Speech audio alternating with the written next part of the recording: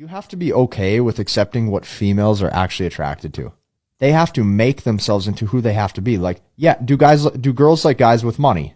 Mm-hmm. Yes. So yes, girls like guys with money, and you got to be okay with that. Like, yes, girls like guys who are high status and high value, and you have to be okay with that. And when you do make yourself a man of value like that, you're going to notice that a lot of these problems that you had with women in the past, not behaving right, or not being sweet to you, or not being feminine to you, or not being the right way as though you wanted, a lot of that goes out the window. Imagine you're rolling with a big G. You're with Tate. In the best restaurants, you're on private jets. You've been all over the world. You're in McLarens, you're in Bugattis, you're in Lambos. We break up for whatever reason. You decide that going to the club with your friends is more important than making me happy, and we break up. Haram! You get with a guy after me. You're on Wizz Air, you're in an Uber. He loves you, and he has a bit of money. He's a high-level corporate exec. He makes like 150 grand a year, 200 grand a year, 300 grand a year, 400 grand a year, whatever, less than I make a month. You're still flying on peasant planes. You're still taking Ubers. You haven't got security details. Do you understand? And no matter how much she loves that man, part of her will always be looking at him going, you're not Tate. Tate did this different. Tate had a different world that you can't access. No man on earth can treat them as well as I can, which puts me in the position of top G in their hearts and minds for all of human eternity. And on the darkest rainy nights while their man is asleep and they are lying wide awake next to him, they are thinking of me. When a woman finds a compatible partner, hypergamy is when she continues to wait to see if she can improve or find a high-value man who values her even more. Or, if you struck it lucky, she might monkey branch to a potentially more high-value man while she's with you. Her inner voice is constantly telling her that she can do better while she's with you, and she'll be on the prowl all the time for a better guy. Given that this is her biological makeup, you shouldn't be surprised.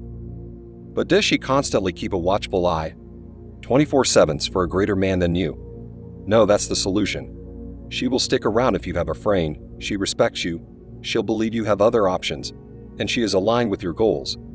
You shouldn't be shocked if she cheats on you or dumps you if you gradually begin to slack off and put her ahead of your goals in life. She thinks you're a good guy and wants to be in your life. She, however, is not interested in being the center of your life.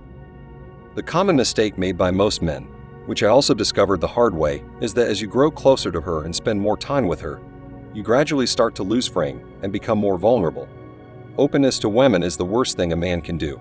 The best piece of advice I ever received was from an older player who said that women have been conditioned to believe that men are powerful, emotionless beings. Take a lion, for example. We have this idea that a lion is the king of the jungle, a strong animal that can kick ass. But what if the lion were to show weakness and open up? What would happen? You would dump test the lion like it was nothing because you would now realize that it was all just talk. Then you would look at yourself in the mirror and laugh at the fool you were to think this lion was so powerful in the first place. Your once unwavering reverence for the lion as the jungle's ruler would go, and you would start to see the animal with contempt. When guys open out and display any weakness, women perceive them in the same manner. Therefore, it is imperative to maintain emotional stoicism and strength while being emotionless in front of ladies. Your dad passed away, you were laid off, or has there ever been a tragedy in your life? Nobody is interested. Go sob to your best friend if you want to open up. Nevertheless, never in front of a woman. I learned the hard way. You are the only one who can change your life. The advice of good friends will be helpful. The only person who can make you accomplish anything is yourself. A woman truly worries that if you confide in her, she won't have any more respect for you. A woman can't solve your problems, and if you believe that by being honest with her, she would appreciate you more, that is the simplest method for you to be cheated on because you'll make her drier than the Sahara Desert and cause her to run away from you. Never forget the lion analogy. Returning to the topic of hypergamy, most women are simply temporary partners. There isn't a bigger fool than you if you consider marrying any one of them. You still want her even though she was used by numerous bad boys during her prime. Most women eventually develop into emotionally scared feminists who despise men, and you will never be able to win them over. Why? Since she has been through everything, her standards have since increased.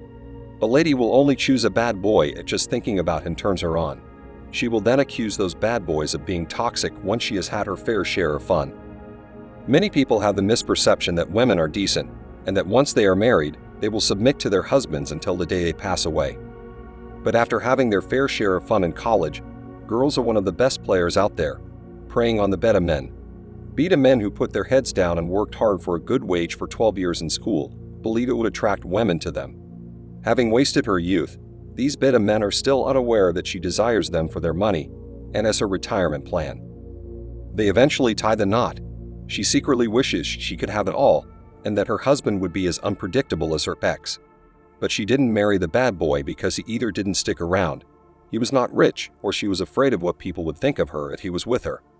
So she settles down with the uninteresting nice guy who will cover all of her expenses, but for whom she would never feel real desire. Now, many women believe that because of their beauty, they are deserving of being around the top 1% of men. Many of the simps here revere them. Many women believe that because of social media validation and other factors, such as their physical attractiveness, they deserve a high-value man. In reality, however, many of these women lack femininity, character, and genuine respect for men. The only asset they bring to the table is their physical attractiveness. Nothing more than that. It all comes down to two things: money and attention, which beta men provide, and the emotional roller coaster and drama, which alpha men provide. Women hate a man if he offers her nothing of value. She dislikes the majority of guys because, other than the top 1% of men, 99% of them don't add anything to her life. The truth is that there will always be a better man in wealth, status, and looks. There will always be a better man than you no matter how much you improve yourself. But this does not mean that you stop working on yourself. The day you stop improving yourself is the day you pass away. She has the best option if she stays with you right now. She will be gone the day a higher value man approaches her, or if you start to lose frame. One thing all guys must keep in mind is that hypergamy doesn't care about your social circle or the things you did for her. She will leave you once she finds someone more valuable, since it is in her biological makeup to mate with the highest value man she can find. This is when the harsh red pill truth enters the picture, and no matter how much it shocks you, you have to embrace the terrible truth. Regardless of how long you've known her, you must accept that her inherent biology is predisposed to hypergamy. Be emotionally resolute and powerful. Never be vulnerable to a woman. Stay focused on your goals, and avoid making her your first priority. You must be stoic and realize that she is never truly yours. It is only your turn if you do everything right and she still dumps you or cheats on you. That's all for today's episode on Circle of Kings. Don't forget to like and subscribe to my channel. It motivates me to create more content for you. See you next time. Cheers.